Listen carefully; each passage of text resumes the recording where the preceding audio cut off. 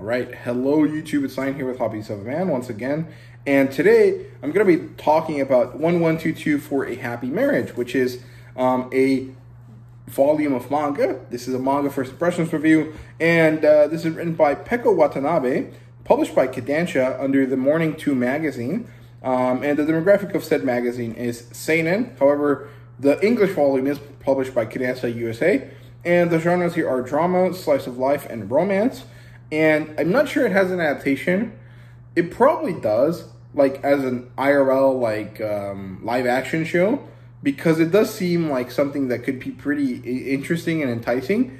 But it did not work for me at all. I did not like this at all. In fact, I even thought about dropping it and stopping halfway through the volume because I just didn't like it.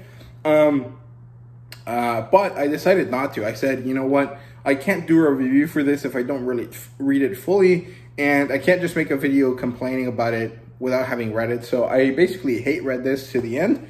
Ended up not hating as much as I initially felt like I was hating it, but I really didn't enjoy this. I did not find this to be appealing or meaningful at all. And I think that is mostly because I've never been in the situation that these characters are in, and I don't find the appeal in understanding like this situation through manga, if that makes sense. So usually like drama manga and stuff like that usually takes like a real life kind of thing that can happen and then kind of dramatizes it, right? The same way any other dramatic kind of story does.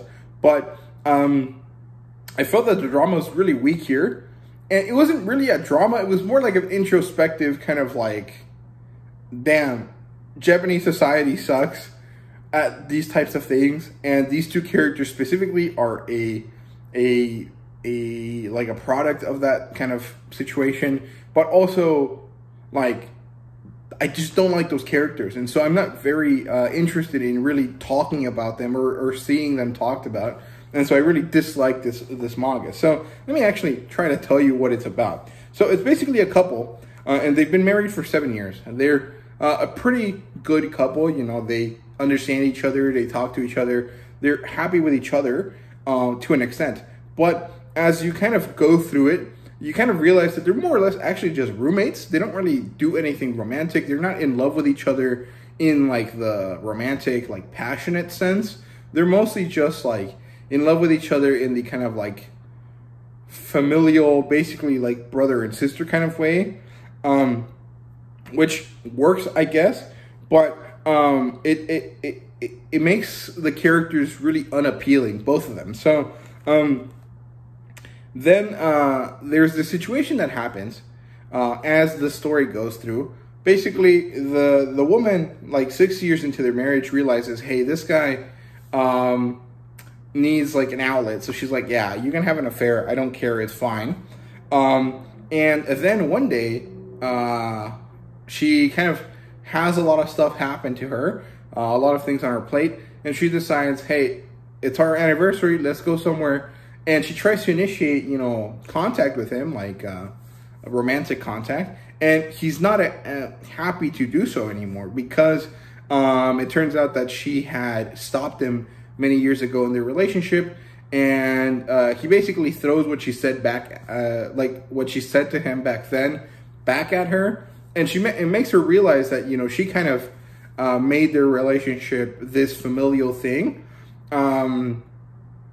but it doesn't, like, now that she wants to change it, he's not interested in that anymore. And so overall, I just don't like it. Like, I understand that this is probably a very compelling story to a certain group of people. I just don't fall into that group of people, and I'm not happy to read this. And I generally just found it to be very boring, very kind of, I wouldn't say disgusting or anything like that. I didn't like dislike it necessarily, but it just kind of goes against like how I think, like, you know, a marriage should be. Not that I have that much experience with this type of stuff, but like, it's just very antithetical to what I think, and so I really didn't like it. It was kind of like off-putting, I guess.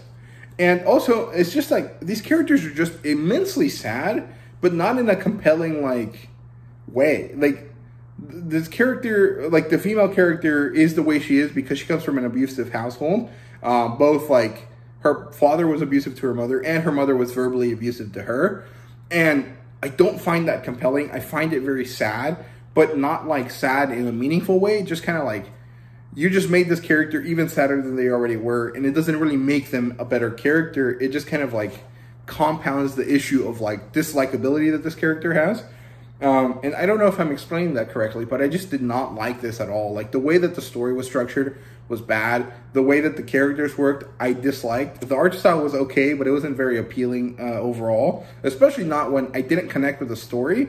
And so like, even if the artwork was good, I didn't like it because it was reflecting this ugly story that I didn't enjoy, right? And honestly, I think the worst part is that because I didn't like the story, because I was kind of irritated by it, the fact that the translation was bad, like it was so bad that they even mistranslated a weight. So there was a weight that was like 8.5 kilos. That's like 22 pounds. And the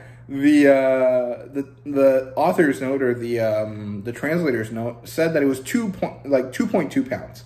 Now, maybe that was a typo, but like, it's a really dumb mistake to make. Like, there's no way that 8.5 kilos is 2 pounds. Like, dude, come on, right?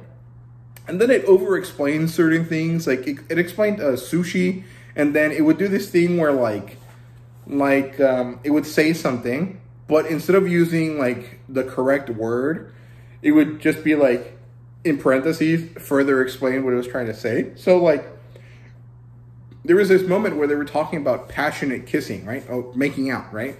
But instead of saying making out, it would say kissing, parentheses, passionately. And that was just like an abhorrent way of writing that. Like, I disliked it a lot. And it was just very, like, ugly and not interesting and depressing and not fun.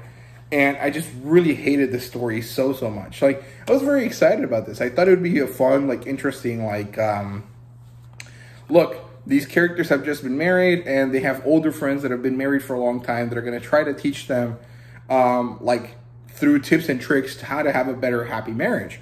And that's really not what I got. What I got was, like, this very depressing, like, soap opera, without the drama, like, very ugly story that I just did not enjoy. I was very upset with this.